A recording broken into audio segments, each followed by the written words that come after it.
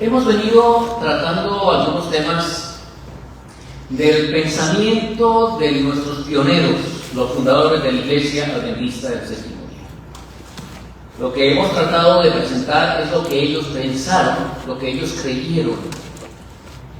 La sierva del Señor, hermana White, en reiteradas oportunidades, ella menciona y dijo que ni una sola clavija de lo que el Señor había dado y había revelado en los últimos 50 años debería realmente cambiarse. Ni una sola clavija. Nuestros pioneros, mis hermanos, para descubrir las verdades que tenemos hoy, pasaron horas y horas en oración e investigación. Y el Espíritu Santo se hizo manifiesto en esas reuniones. Y muchas veces descendió el Espíritu Santo y tomó a la sierva del Señor y le confirmó lo que ellos estaban descubriendo y estaban estudiando.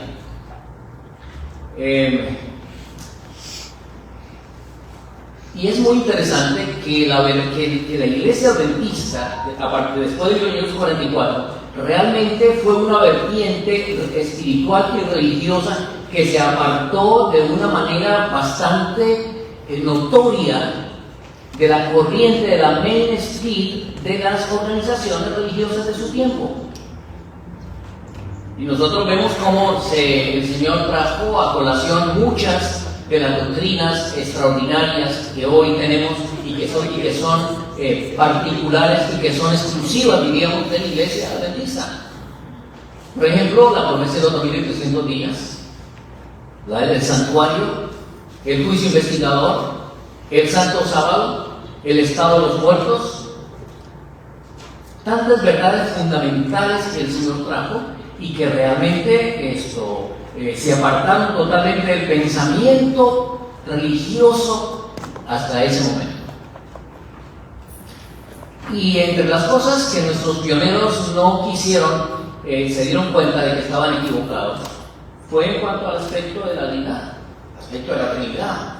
Los pioneros empezaron a descubrir y realmente desconfiaban mucho de la doctrina de la Trinidad que se había establecido en el año 321 en el concilio de Nicea por el cuerno pequeño. Ya para ese tiempo estaba operando el cuerno pequeño. Así que nosotros ya hemos tenido aquí más o menos hemos visto el pensamiento de unos 12 pioneros, lo que ellos creían, entre ellos el esposo de la hermana Juan. Hemos visto muchas cosas de la hermana Juan.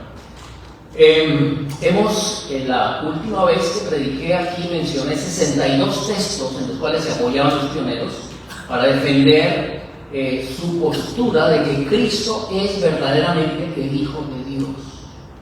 Recuerden, mis hermanos, que ese es un punto muy interesante, porque la teología de hoy dice que Cristo realmente es Hijo por nombramiento, por designación. Algunos lo dicen que en el principio lo designaron, se repartieron los roles. El pensamiento teológico hoy es que el Padre, el Hijo y el Espíritu Santo son simples roles. El Padre dijo, bueno, yo quiero ser Padre, posiblemente. Él dijo, yo quiero ser Hijo, y el Espíritu Santo, yo quiero ser Espíritu Santo. Fueron roles. Otros mencionan que Cristo fue Hijo a partir del nacimiento aquí de María. Por lo tanto, y eso no fue lo que creyeron nuestros pioneros. En reiteradas oportunidades eso no fue lo que creyeron. Nosotros estuvimos estudiando algunas comparaciones que la Biblia tiene en esa relación, cómo Dios nos quiere manifestar esa relación de Padre e Hijo de una manera muy extraordinaria, muy hermosa. Yo estudié como 32 textos de Urias Smith acerca de la relación de Padre e Hijo. Lo que ellos creían, nuestros pioneros creyeron realmente que el Hijo realmente es Hijo de Dios. No otro Dios que se hizo Hijo, sino que es Hijo de Dios. Alguna figura la vez pasada estudiamos acerca de la rama, ¿recuerdan? El branch, el renuevo, el pimpollo. Por ejemplo, Zacarías 6:13 dice: Él edificará el templo de Jehová, Él llevará gloria y se sentará y reinará en su trono, y será sacerdote sobre su trono, y consejo de paz habrá entre ambos. Muy interesante que Zacarías menciona que el consejo de paz es entre dos, entre ambos. Isaías 4:2. Otro ejemplo de la relación es la piedra. Zacarías 3:9, Zacarías 4:7, Isaías 28:16 y Daniel 2:45 hablan de esa piedra cortada no con mano, que es Cristo en el sueño de Nabucodonosor. También hablamos de Adán y Eva, ¿no? Como Dios hizo al hombre a su imagen, no solamente a su imagen, sino a su semejanza. Y el apóstol Pablo dice en 1 Timoteo 2:13 que Adán fue formado primero y después Eva. Efesios 5:23 dice, porque el marido es cabeza de la mujer, así como Cristo es cabeza de la iglesia, la cual es su cuerpo y él es su salvador. 1 Corintios 11:3 dice, mas quiero que sepáis que Cristo es la cabeza de todo varón, y el varón es la cabeza de la mujer, y Dios la cabeza de Cristo. Texto muy interesante. Ahora, yo tengo aquí este libro, La Trinidad, es escrito por 3 de nuestros mejores teólogos. Yo fui alumno de uno de ellos, Pastor Jerry Moon. Lo he estudiado 2 veces. Y estoy familiarizado con las expresiones de la sierva del Señor en cuanto a los 3 poderes, en cuanto al trío celestial, en cuanto a que la vida de Cristo, de Jesús, del Hijo, no deriva de ninguna otra. Pero es muy interesante que ninguno de los pensamientos que yo voy a leer están en este libro, que es un libro con cierta erudición. Por ejemplo, la hermana White escribió en 1898, hay un Dios personal, el Padre, hay un Cristo personal, el Hijo. Sobre esto no hay ningún problema. Luego en 1904, en el Testimonio, volumen 8, página 268, ella dice, Dios es el Padre de Cristo. Cristo es el Hijo de Dios. A Cristo se le ha dado una posición exaltada. No de la terminología de la sierva del Señor. La sierva del Señor dice que el Padre de Cristo, o sea, Dios es el Padre de Cristo, y Cristo recibió una posición exaltada. La sierva del Señor dice que, en otro texto, que el Señor Jesucristo ha recibido todo de su Padre. Y Jesucristo lo dijo mientras estuvo aquí en la tierra. Dijo, nadie me quita la vida, yo la pongo en mí mismo, tengo poder para tomarla, tengo poder para... Este mandamiento recibí de mi Padre. Dice, a Cristo se le ha dado una posición exaltada, ha sido hecho igual con el Padre. Todos los designios de Dios están abiertos a su Hijo. Voy a hacer una aclaración aquí de la traducción al español, porque en todos los escritos de la sierva del Señor, la hermana White siempre dice que Cristo es igual con el Padre. Ella no dice igual al Padre, sino que ella dice igual con el Padre. Y está así en el inglés. Pero en el español siempre traducimos igual al Padre. Igual al Padre. Pero la sierva del Señor realmente ha sido hecho igual con el Padre. Noten la terminología. Todos los designios de Dios están abiertos a su Hijo. ¿Quién es Cristo? Pregunta ella. En 1894. Es el unigénito Hijo del Dios viviente. Julio 28 de 1894. Noten este otro pensamiento que ya lo hemos leído. Cristo no era un hijo por creación, como fueron los ángeles. No un hijo por adopción, como el pecador perdonado, sino un hijo engendrado en la imagen expresa de la persona del Padre, y en toda la gloria, uno igual con el Padre en autoridad, dignidad y divina perfección. En 1895, Sign of the Time, mayo 30. Noten el siguiente párrafo, ya lo hemos leído. El Padre eterno, el inmutable, dio a su Hijo unigénito, arrancó de su seno a aquel que fue hecho a la imagen expresa de su persona. Hebreos 1:1. ¿Cómo fue hecho el Hijo? A la imagen expresa del Padre. Dice, fue hecho a la imagen expresa del Padre, y lo envió a la tierra para revelar cuánto amaba a la humanidad. Reveló en Gerard 9 de julio de 1895. En 1898 dice, la dedicación del primogénito tuvo su origen en los tiempos más remotos. Dios había prometido dar al mundo al primogénito del cielo. Voy a leerlo en inglés. Dice, the dedication of the firstborn had its origin in the earliest time. God had promised to give the firstborn of heaven, el primero nacido, es el primogénito, firstborn. ¿Está bien? Tiro Newton 98. Página 128 de Cada día con Dios. Los ángeles fueron expulsados del cielo porque no quisieron trabajar en armonía con Dios. Cayeron de su alto estado porque querían ser exaltados. Llegaron a exaltarse a sí mismos y olvidaron que la belleza de su persona y carácter provenía del Señor Jesús.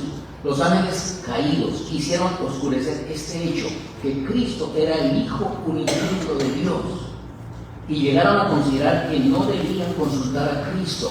Es muy interesante este texto. Para quienes dicen que Jesucristo fue el Hijo de Dios a partir del nacimiento de María, este texto de la Sierva del Señor es muy interesante, porque ella dice que los ángeles en el cielo, Lucifer y los ángeles fueron expulsados porque ellos no quisieron reconocer que Jesucristo era el Hijo unigénito de Dios. Bueno, nosotros hemos leído muchos textos de la Biblia, por eso yo no estoy leyendo ahorita mismo textos de la Biblia. Como dije, mencionamos 62 textos la vez pasada, 30 y pico de textos en el tema anterior. Dice, noten lo que dijo la hermana Juárez en junio 7 de 1898. Solo el Padre y el Hijo deben ser exaltados. Instructor de los jóvenes, 7 de julio de 1898. Solo el Padre y el Hijo. Ahora, eso fue un breve repaso de lo que hemos estudiado. Pero vamos a ir a leer un poquito de la serie del conflicto de los siglos. Nosotros como adventistas creemos que la serie del conflicto, que se compone de patriarcas y profetas y reyes, el deseo de las gentes, el hecho de los apóstoles y el conflicto de los siglos, es la serie que diríamos, si le ponemos inspiración, vamos a decir, estos libros son inspirados por la sierva del Señor. Y no es más que sino que abramos el primer capítulo de la historia de la redención. Y vamos a leer un poquito de lo que dice la sierva del Señor. El primer capítulo, el origen del mal, el Padre y el Hijo, la historia de la redención. Dice, en el cielo, antes de su rebelión, Lucifer era un ángel honrado y excelso, cuyo honor seguía al del amado Hijo de Dios. Muy interesante. Muy interesante. ¿Quién seguía en honra, en gloria y en poder al amado Hijo de Dios? ¿Quién seguía? Lucifer, en el cielo. O sea, podríamos decir que era el tercero, ¿no? El tercero. Su semblante, así como el de los demás ángeles, era apacible y denotaba felicidad. Su frente alta y espaciosa indicaba su poderosa inteligencia. Su forma era perfecta, su porte noble y majestuoso. Una luz especial resplandecía sobre su rostro y brillaba a su alrededor con más fulgor y hermosura que en los demás ángeles. Bienvenida, hermana Sonia. Gracias por estar con nosotros. Sin embargo, Cristo, el amado Hijo de Dios, ya que siempre la sierva del Señor está diciendo Cristo, el amado Hijo de Dios, tenía la preeminencia sobre todas las huestes angélicas. Era uno con el Padre antes que los ángeles fueran creados. Lucifer tuvo envidia de él y gradualmente asumió la autoridad que le correspondía solo a Cristo. Es muy interesante porque Lucifer, no sé cómo, pero empezó a asumir la autoridad que le correspondía a ¿quién? Solo a Cristo. El gran creador convocó a las huestes celestiales para conferir honra especial a su Hijo en presencia de todos los ángeles. Este estaba sentado en el trono con el Padre, o sea, el Hijo estaba sentado en el trono con el Padre. Noten que aquí se presentan dos personas, ¿cierto? El Hijo y el Padre, con la multitud celestial de santos ángeles reunidas a su alrededor. Entonces el Padre quiso saber que había ordenado que Cristo, su Hijo, fuera igual a Él. Es la traducción en español, pero el inglés dice que su Hijo fuera igual con Él. Diferente. De modo que doquier estuviera su Hijo, él mismo también estaría. La palabra del Hijo debería obedecerse tan prontamente como la del Padre. El Hijo, había sido investido de la autoridad de comandar las huestes angélicas. Dios debía obrar especialmente en unión con él en el proyecto de la creación de la tierra y de todo ser viviente. Historia de la Redención, capítulo 1, párrafos 1 y 2. Nada más que empezando. Ahora también el patriarca y profetas, nada más empezando la revelación que Dios le dio a la hermana Juan en cuanto a la relación de padre a hijo, ya vemos cosas muy interesantes que a veces pasamos por alto porque nosotros ya hemos sido doctrinados desde pequeños en un asunto que realmente no fue hasta 1919 empezó el asunto, luego en 1950 fue cuando se dio el viraje totalmente para que la iglesia entrara al mainstream, a la corriente principal del mundo protestante, aún con esta doctrina. Y eso fue obra de una persona. Y quiero decir algo aquí, no hay registro de que la iglesia, como iglesia, se haya reunido para hacer lo mismo que hicieron nuestros pioneros con relación a este tema. No hay registro de que hubiera habido una convocación de oración y estudio hasta que se abordara el tema, porque realmente ya estaba el tema presentado por los pioneros y la sierva del Señor. Dice la sierva del Señor: se convocó a toda la hueste angélica para que compareciera ante el Padre a fin de que cada caso quedase decidido.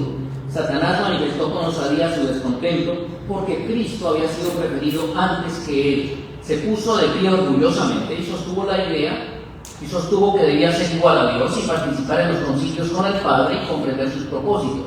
El Señor informó a Satanás que solo revelaría sus secretos designios a su Hijo y que requería que toda la familia celestial, incluido Satanás, le rindiera una obediencia absoluta e incuestionable, pero que él, Satanás, había demostrado que no merecía ocupar un lugar en el cielo. Entonces el enemigo señaló con regocijo a sus simpatizantes, que eran cerca de la mitad de los ángeles, y exclamó: ellos están conmigo, los expulsarás también y dejarás semejante vacío en el cielo. Declaró entonces que estaba preparado para hacer frente a la autoridad de Cristo y defender su lugar en el cielo por la fuerza de su poder, fuerza contra fuerza. Entonces hubo guerra en el cielo. El Hijo de Dios, el Príncipe Celestial y sus ángeles leales entraron en conflicto con el archirrebelde y los que se le unieron. El Hijo de Dios y los ángeles fieles prevalecieron, y Satanás y sus seguidores fueron expulsados del cielo. El Padre consultó a su Hijo con respecto a la ejecución inmediata de su propósito de crear al hombre para que habitara la tierra. Lo sometería a prueba para verificar su lealtad antes de que se lo pudiera considerar eternamente fuera de peligro. Si soportaba la prueba a la cual Dios creía conveniente someterlo, con el tiempo llegaría a ser igual a los ángeles. Tendría el favor de Dios, podría conversar con ellos y estos con él. Dios no creyó conveniente ponerlo fuera del alcance de la desobediencia. Este es el capítulo 1 de este libro, La Historia de la Redención. Noten cómo empieza. Solamente vamos a ver un párrafo del capítulo 2 de la Historia de la Redención. Dice: el Padre y el Hijo emprendieron la grandiosa y admirable obra que habían proyectado, la creación del mundo.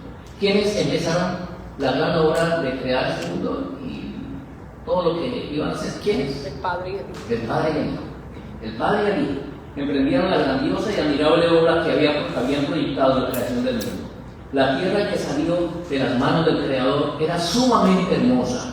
Había montañas, colinas y llanuras, y entre medio había ríos, lagos y lagunas.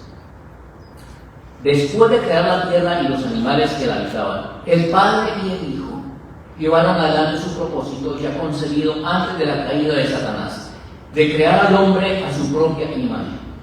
Habían actuado juntos en ocasión de la creación de la tierra y de todos los seres vivientes que había en ella. Entonces, noten lo que dice la sierva del Señor. Entonces dijo Dios a su Hijo. Entonces Dios dijo a su Hijo: hagamos al hombre a nuestro imagen. ¿Quién le dijo a quién que hicieran al hombre a su imagen? El Padre al Hijo. Recuerden que Satanás quería formar parte del plan, de ese plan, ¿cierto? Él reclamaba que ser el tercero en los planes de Dios, pero el Señor dijo, el Padre dijo: no, solo mi Hijo puede entrar. Okay. Ahora vamos al origen del mal, capítulo 1 de Patriarcas y Profetas. Dice: el soberano del universo no estaba solo en su obra benéfica. El soberano del universo se refiere al Padre. Tuvo un compañero, un colaborador. ¿Cuántos? Uno. ¿Quién? Cristo. Cristo.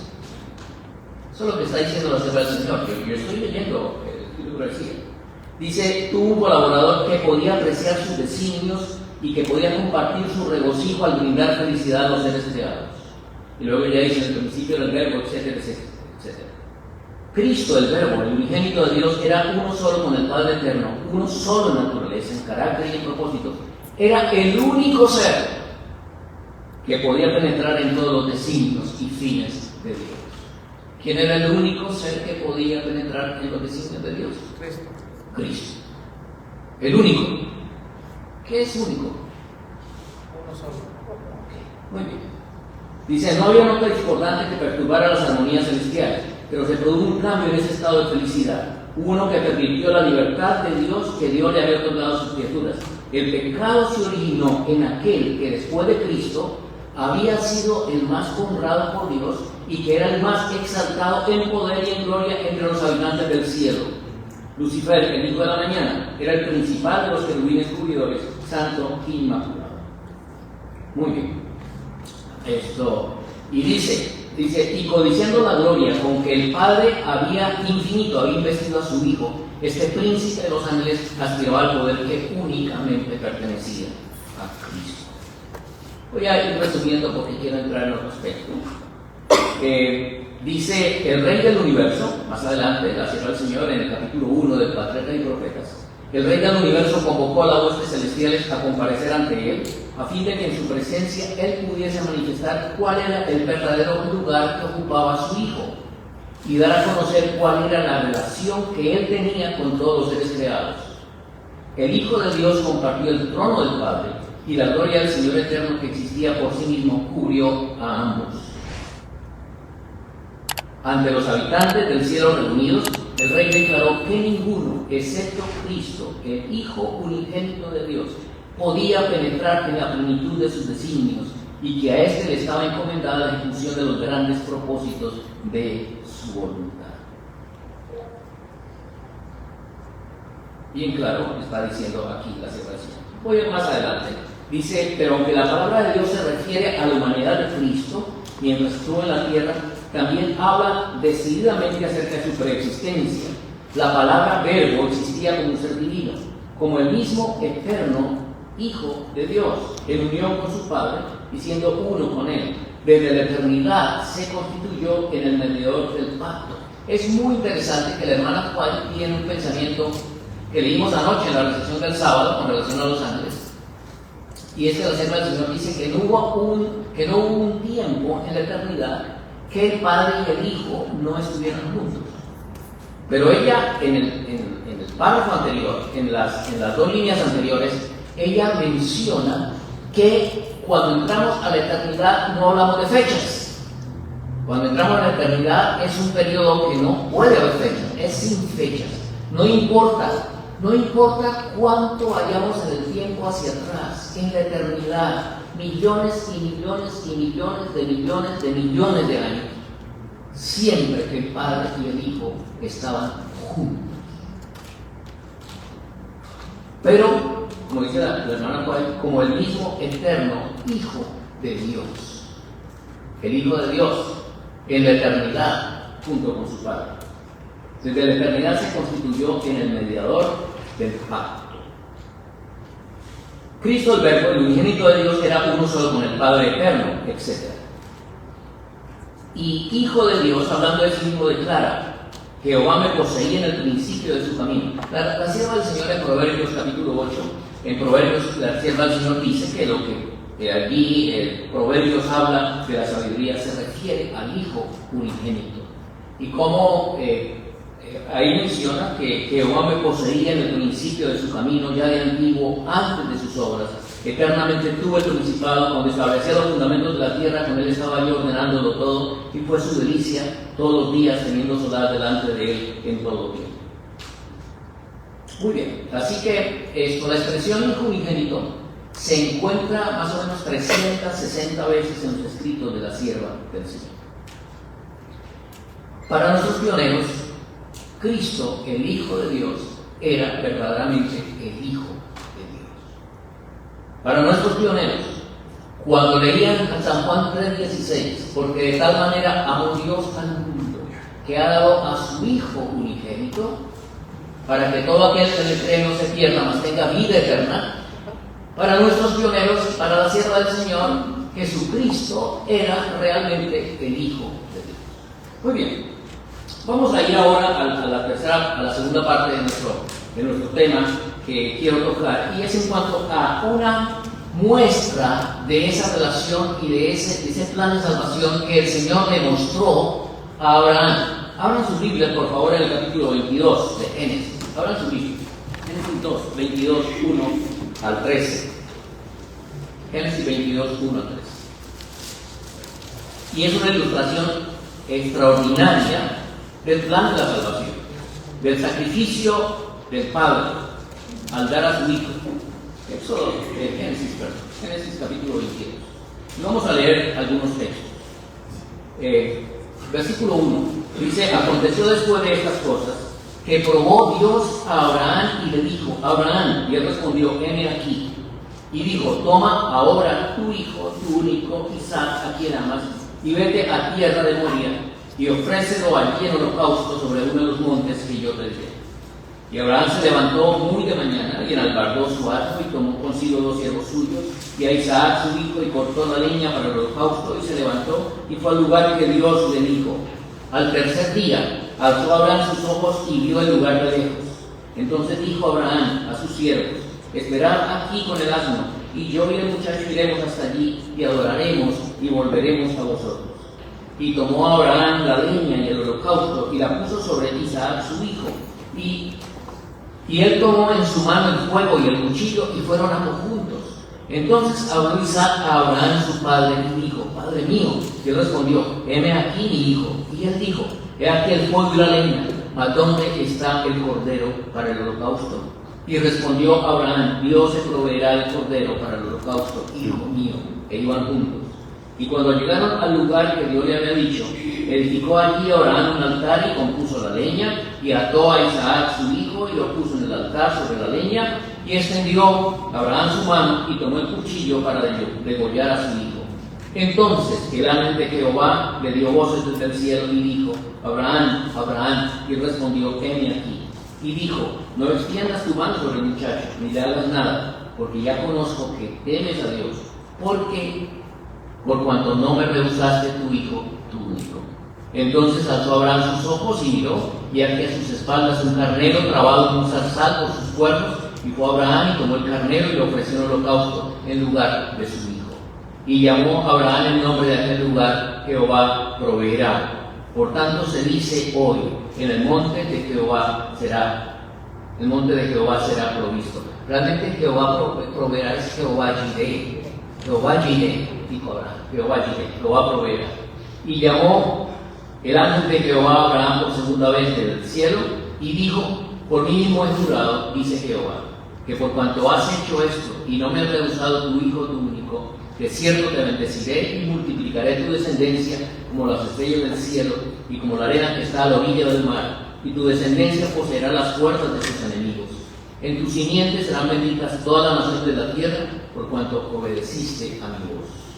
Y volvió Abraham a sus siervos, y se levantaron y se fueron juntos a Beerseba, y habitó Abraham en Beerseba. Historia muy interesante.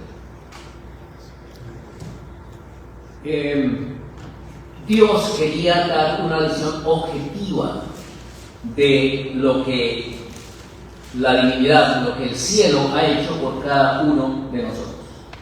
25 años antes Abraham había recibido la promesa. 25 años antes, cuando Abraham tenía 75 años, el Señor se había revelado a Abraham y le había dicho: serás como las estrellas del cielo, tu linaje será como mira las estrellas, ¿las puedes contar? No, así será tu descendencia. Y dice la Escritura que Abraham creyó. Y Abraham, dice la sierva del Señor, había aceptado sin hacer preguntas algunas la promesa de un hijo, pero no esperó a que Dios cumpliera su palabra en su oportunidad y a su manera. Y el Señor permitió una tardanza para probar su fe en el poder de Dios, pero Abraham fracasó en la prueba. Así que el Señor le dijo: Ustedes saben que más o menos 12 años después de que el Señor le dio la promesa, o 13 años después, Abraham falló en la promesa, ¿cierto? Dijo, no, ya el Señor se está demorando, y Agar le dijo, mira, Sara le dice a Abraham, va a ser difícil, tenemos que ayudarle al Señor, entra, ¿cierto? Entonces Abraham escucha a Sara, nace Ismael de Agar, y la sierva del Señor dice que la poligamia se había difundido tanto que había dejado de considerarse pecado, violaba sin embargo la ley de Dios y destruía la santidad y la paz de las relaciones familiares. Y agrega, la unión de Abraham con Sara resultó perjudicial, no solamente para su propia casa, sino también para las generaciones futuras. No sé, ustedes están atentos a las noticias, sin duda, pero el asunto está muy complicado. Ayer yo escuchaba algo, y realmente Irán acaba de mandar cantidad de misiles a Libia, a Siria, a otro país, porque quieren desaparecer a Israel. Y la situación está bastante difícil. Israel es un pueblo, es una nación. Irán es 90 veces más grande que Israel. Israel es una franjita. Y la situación está supremamente complicada. Yo espero que la promesa del Señor se cumple, aún aunque Israel no ha aceptado al Señor, pero el Señor le juró a Abraham que Israel iba a prevalecer. Ojalá que entendamos adecuadamente. Entonces, cuando ya Abraham iba a cumplir 100 años, el Señor le repite la promesa. Abraham había fallado. Y noten lo que dice la sierva del Señor. Cuando Abraham tenía casi 100 años, se le repitió la promesa de un hijo y se le aseguró que el futuro heredero sería hijo de Sara. Pero Abraham todavía no había comprendido la promesa. Enseguida pensó en Ismael, aferrado a la creencia de que por medio de él se habían de cumplir los propósitos misericordiosos de Dios. En su afecto por su hijo exclamó, ojalá viva Ismael delante de ti. Nuevamente se le dio la promesa en palabras inequívocas. Ciertamente Sara, tu mujer, te dará a luz un hijo y le pondrás por nombre Isaac. Confirmaré mi pacto con él. Ustedes recuerdan que por 13 años el Señor estuvo callado con Abraham. En silencio. Cuando Sara y Abraham cometieron lo que hicieron, el Señor se quedó silencioso, porque Satanás estaba tratando de intervenir, como lo hizo en el cielo, para descomponer el plan que Dios tenía para nosotros. Y sin duda que Abraham y Sara escucharon fue la voz de Satanás al realmente Abraham tener el hijo con Agar.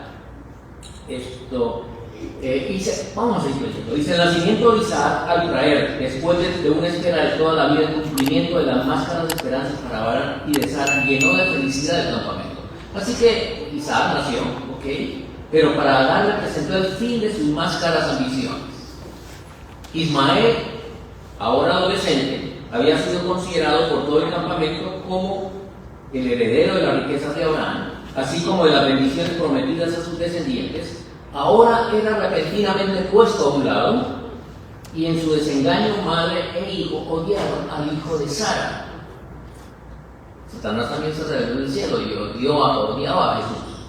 La alegría general aumentó sus celos hasta que Ismael se atrevió a burlarse abiertamente del heredero de la promesa de Dios. Ismael y Agar son descendidos. San Pablo nos dice que no podía el hijo del esclavo quedar con el hijo de la libre. El Padre Celestial tampoco podía reconocer a Ismael como hijo de Abraham, porque tanto Abraham como Isaac eran símbolos de la relación del Padre Celestial con su Hijo, Jesucristo, el gran sacrificio hecho por el cielo. El Señor ignoró a Ismael deliberadamente porque Sencillamente, Isaac era la relación que Dios iba a mostrar, de la relación que tiene un padre, el Padre Celestial, con su Hijo Jesucristo. Y esa relación no podía verse manchada entre Abraham y con Ismael. Y es por eso que el Señor emplea la expresión: toma ahora tu hijo, tu único Isaac, a quien amas. Toma ahora tu hijo, tu único Isaac, a quien amas.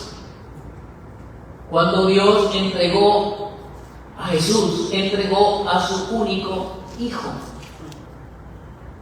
no a otro, no a un primo, ni a un colega, ni a otro Dios. La Escritura, la Biblia dice que dio a su Hijo unigénito. Ahora, por eso Dios somete a prueba a Abraham. Ya vimos en la palabra del Señor. Dice, Dios había llamado, noten cómo dice la palabra del Señor. Dios había llamado a Abraham para que fuera el padre de los fieles, y su vida había de servir como ejemplo de fe para las generaciones futuras. Pero su fe no había sido perfecta. Había manifestado desconfianza en Dios al ocultar el hecho de que Sara era su esposa y también al casarse con Agar. Para que pudiera alcanzar la norma más alta, Dios lo sometió a otra prueba, la mayor que se haya impuesto a hombre alguno. ¿Cuál es la mayor prueba que se ha impuesto a hombre alguno? La prueba a Abraham. Mayor que la de Job. Mayor que la de Job, ¿verdad? En una visión nocturna, se le ordenó ir a la tierra de Moria para ofrecer allí a su hijo en holocausto en un monte que se limitaría. Cuando Abraham recibió esta orden, se lo consideraba ya un anciano. Tenía cerca de 120 años ahora. Aún en aquella generación. Antes había sido fuerte para arrostrar peligros, penurias, pero ya se había desvanecido el ardor de su juventud. Pero Dios había reservado a Abraham su última y más aflictiva prueba para el tiempo, cuando la carga de los años pesaba sobre él y anhelaba descansar de la ansiedad y el trabajo. La orden fue expresada con palabras que debieron torturar angustiosamente el corazón de aquel padre. Toma ahora tu hijo, tu único Isaac, a quien amas, vete a la tierra de Moria y ofrécelo allí en holocausto. Génesis 22:2. Isaac era la luz de la casa, el solar de su vejez, y sobre todo era el heredero de la bendición prometida. La pérdida de este hijo por un accidente o una enfermedad habría partido el corazón del amante padre, hubiera doblado de pesar su encanecida cabeza. Pero era aquí que se le ordenaba que con su propia mano derramara la sangre de ese hijo. Le parecía que se trataba de una espantosa imposibilidad. Satanás estaba listo para sugerirle que se engañaba, pues la ley divina mandaba no matarás. Y Dios no habría de exigir lo que una vez había prohibido. Dominado por la duda y la angustia, se arrodilló y oró como nunca lo había hecho antes, para pedir que se le confirmara si debía llevar a cabo o no esta terrible orden. Parecía que las tinieblas lo habían cercado, pero la orden de Dios resonaba en sus oídos. Toma ahora tu hijo, tu único Isaac, a quien amas. Aquel mandato debía ser obedecido, y él no se atrevió a retardarse. La luz del día se aproximaba y debía ponerse en marcha. Abraham, por último, llamó a su hijo y le comunicó que había recibido el mandato de ofrecer un sacrificio en una montaña distante. A menudo había acompañado a su padre para adorar en algunos de los distintos altares que señalaban su peregrinaje, de modo que este llamamiento no nos sorprendió, y pronto terminaron los preparativos para el viaje. Se alistó la niña, se la cargó sobre un asno y, acompañados de 2 siervos, iniciaron el viaje. De paso, Abraham no consultó a Sara. Sara no hubiera podido resistir, o sencillamente hubiera sido un problema para Abraham, ¿verdad? Dice, padre e hijo caminaban el uno junto al otro en silencio. El patriarca, reflexionando en su pesado secreto, no tenía valor para hablar. Pensaba en la amante y orgullosa madre y en el día en que él había de regresar solo a donde ella estaba. Sabía muy bien que al quitarle la vida a su hijo, el cuchillo heriría el corazón de ella. Fueron 3 días de sufrimiento y 3 noches de oración. Cuando se disponía a iniciar la jornada del tercer día, el patriarca, mirando hacia el norte, vio la señal prometida, una nube de gloria que cubría el monte Moria, y comprendió que la voz de Dios que le había hablado procedía del cielo. Cuando el tercer día Abraham ve el monte Moria se iluminó. El monte Moria fue donde se construyó luego el templo de Jerusalén, que David construyó el templo de Jerusalén. El monte Moria también es el lugar donde allí se encuentran la cúpula de la roca y la mezquita de Al-Seya, y para los judíos está en el monte del templo en Jerusalén, donde se cree que Jesús murió. Así que en el monte Moria, Abraham vio ese monte iluminado y dijo, sí, la orden viene de Dios.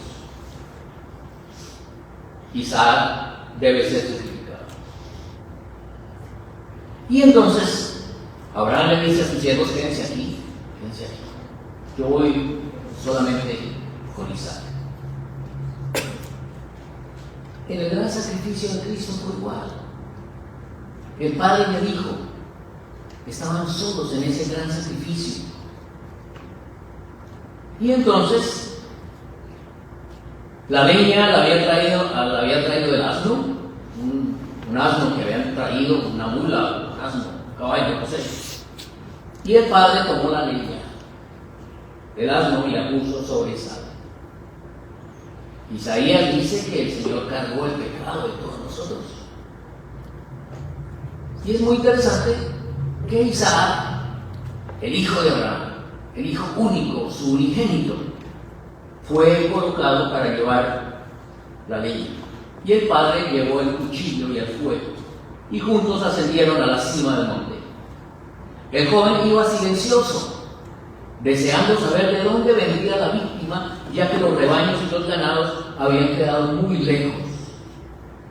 Finalmente dijo, Padre mío, tenemos el fuego y la leña, mas ¿dónde está el cordero para el holocausto? Oh, qué prueba tan terrible era esta. ¿Cómo hirieron el corazón de Abraham esas dulces palabras, Padre mío? No, todavía no podía decirle. Así que le contestó, Dios proveerá de cordero para el holocausto, hijo mío. En el sitio indicado, construyeron el altar, y pusieron sobre la leña. Entonces, con voz temblorosa, Abraham reveló a su hijo el mensaje divino. Con terror y asombro, Isaac se enteró de su destino, pero no ofreció resistencia. Así es. Isaac tenía 20 años en ese tiempo, un muchacho de 20 años.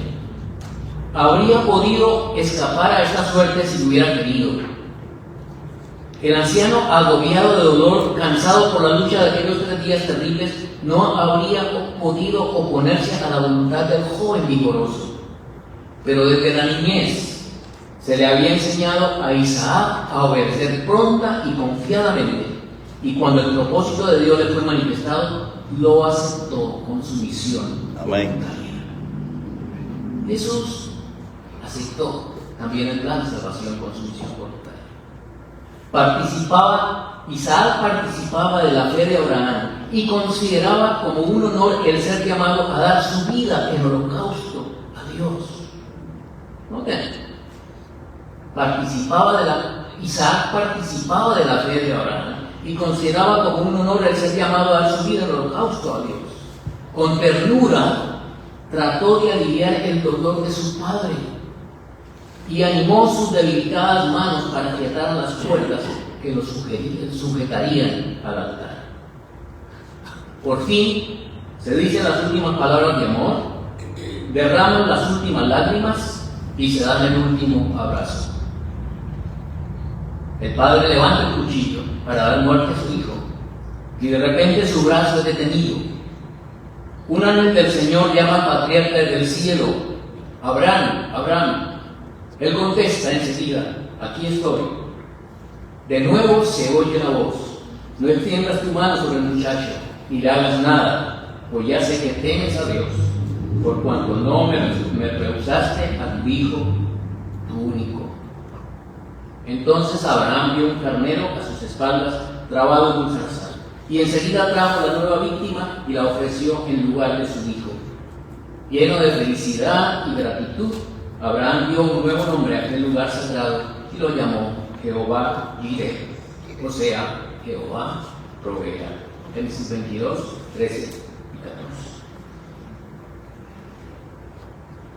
La sierva del Señor dice que inclusive para los ángeles habría sido difícil comprender el misterio de la redención y entender que el soberano del cielo, el Hijo de Dios, debía morir por el hombre culpable. Cuando a Abraham se le mandó ofrecer a su hijo en sacrificio, se despertó el interés de todos los seres celestiales. Con intenso fervor observaron a cada paso. Y cuando fue detenida la mano del Padre, en el momento mismo en que estaba por sacrificar a su hijo, el carnero que Dios había provisto fue ofrecido en lugar de Isaac. Entonces se derramó luz sobre el misterio de la redención y aún los ángeles comprendieron más claramente las medidas admirables que había tomado Dios para salvar al hombre. San Juan, el Señor Jesucristo, dijo a Nicodemo: porque de tal manera amó Dios al mundo que dio a su Hijo unigénito, para que todo aquel que en él cree no se pierda, mas tenga vida. Amén. Y el Señor le dio el privilegio a Abraham de realmente entender esa relación que tiene el Padre Celestial con su Hijo. La sierva del Señor pregunta: ¿quién es Cristo? Y contesta: es el Hijo unigénito del Dios viviente. Es en su relación con el Padre como una palabra que expresa el pensamiento, como un pensamiento hecho audible. Cristo es la palabra de Dios. Cristo dijo a Felipe: que me ha visto a mí, ha visto al Padre. Sus palabras eran eco de las de Dios. Cristo era la semejanza de Dios, el resplandor de su gloria, la imagen misma de su persona. Y luego en otro libro dice: en la ofrenda de Isaac, Dios tuvo el propósito de prefigurar el sacrificio de su hijo. Isaac era una figura del Hijo de Dios que fue ofrecido como sacrificio por los pecados del mundo. Así es. Dios deseaba impresionar en Abraham el evangelio de salvación para los hombres. Había de entender en su propio caso cuán grande era la negación del Dios infinito al dar a su Hijo para rescatar al hombre de la ruina. Dios entregó a su Hijo para que muriera en la agonía y la vergüenza. A los ángeles que presenciaron la humillación y la angustia del Hijo de Dios no se les permitió intervenir como en el caso de Isaac. No hubo una voz que clamara: basta. El Rey de Gloria entregó su vida para salvar a la raza caída. ¿Qué mayor prueba se puede dar del infinito amor y de la compasión de Dios? Y Pablo dice: el que no escatimó ni a su propio Hijo, sino que lo entregó por todos nosotros, ¿cómo no nos dará también con él todas las cosas? Romanos 8, 30. Mis hermanos, cuando los teólogos dicen que el Hijo no es Hijo, que es Hijo por nombramiento, o que fue Hijo a partir de aquí, realmente, cuando nació, realmente están rebajando la expiación y están rebajando el gran sacrificio que el Señor, que el Dios del cielo, hizo por nosotros. Nota lo que dice la sierva del Señor, lo dijo en 1911, manuscrito 31, dice que el amor que existe entre el Padre y el Hijo no puede ser descrito. Es inconmensurable. Así de sencillo. En Cristo Dios dio la belleza y la excelencia de la perfección que mora en sí mismo. ¿Por qué? Porque era su Hijo. El lenguaje es demasiado débil para que podamos intentar describir el amor de Dios. Creemos en Él, nos regocijamos en Él, pero no podemos abarcar. Conclusiones, mis hermanos, conclusiones. Primero, Jesucristo fue el Hijo de Dios desde la eternidad. Elena de Juárez lo llama el eterno Hijo de Dios. Segundo, Lucifer, segunda conclusión, Lucifer era el tercero en autoridad en el cielo después del Hijo de Dios. Pero no entendió el abismo que lo separaba del Hijo de Dios y quiso ser igual a Él en autoridad y en poder. Tercero, el Padre reunió a las huestes celestiales para anunciar que Cristo era el Hijo unigénito del Padre y que Él solo tenía acceso a los concilios y a los secretos del Padre y que debía ser honrado y obedecido como se obedecía a los mandatos del Padre. Cuarto, los ángeles fueron expulsados del cielo porque no quisieron reconocer y opacar la sublime verdad de que Cristo era el Hijo unigénito de Dios del Padre. Quinto, el plan de salvación fue elaborado entre el Padre y el Hijo, igualmente como la creación de la raza humana. Es el consejo de paz del que habla Zacarías 6, 12 y 13.